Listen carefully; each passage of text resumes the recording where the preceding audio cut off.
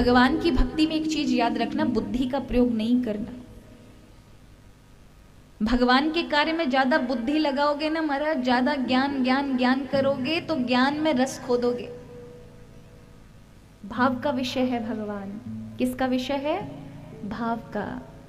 बुद्धिमानों की बुद्धि में आज तक नहीं बैठा। ब्रह्मा जैसे जिसने समस्त बुद्धिमानों को प्रकट किया संसार में, वो ब्रह्मा भी जब मोहित हो सकता है, मूर्ख जैसा व्यवहार कर सकता है, तो आप और हम कौन हैं? प्रभु रस पे रीझते हैं। किसी ने गाय का दूध अगर आपको दिया और आप ये कहें कि इसमें क्या मिलेगा, मेरे शरीर को क्या होगा, ये ज्यादा बुद्धि लगाओगे ना तो महाराज वो कहेगा लैब में जाके चेक करवा लो क्या क्या मिलेगा। और आप गए लैब में चेक करा क्या क्या मिलेगा इस दूध से, और वो आपको एक सर्टिफिकेट बना के दे दे दूसरे दिन ये मिलेगा, इतने सारे विटामिन मिलेंगे, इतने मिनरल मिलेंगे, इतना ये होगा।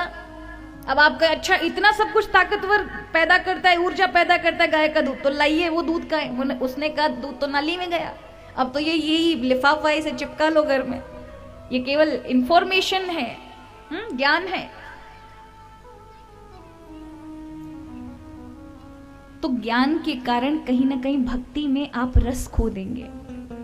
इसलिए कहा भैया रस का महत्व है भगवान में, भक्ति का महत्व है।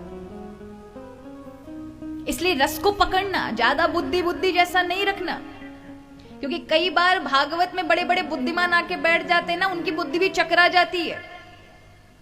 क्योंकि ऐसे ऐसे प्रसंग आते हैं महाराज, बुद्धि थक जाएगी। लेकिन सच कहो तो महाराज भगवान भाव का विषय है। प्रभु भाव से रीझते हैं। बड़े बड़े ज्ञानी जन महाराज बड़ी बड़ी शास्त्रों को पढ़ लें फिर भी उसको नहीं पा सकते। और कहां एक साधारण सा व्यक्ति, केवल भाव है उसके पास, कुछ नहीं किया उसने, कोई शास्त्र नहीं पढ़े, केवल संतों का संग करता है, प्रभु को भाव निवेदन करता है, आपको उसके अंदर जो भगवान की कृपा दिखाई पड़ेगी वो एक ज्ञानी को भी नहीं मिलती, नहीं मिलती। ज्ञानी को भी भाव निर्मित करने पड़ते हैं हृदय के अंदर, तब जाके हरि मिलते हैं। नहीं तो उसका ज्ञान केवल और केवल शब्दों का ढेर है, मात्र शब्दों का ढेर, जिसमें अहंकार है कि मैं ज्ञानी हूं। इसलिए कहा महाराज प्रभु प्रेम का विषय है, भाव का विषय है।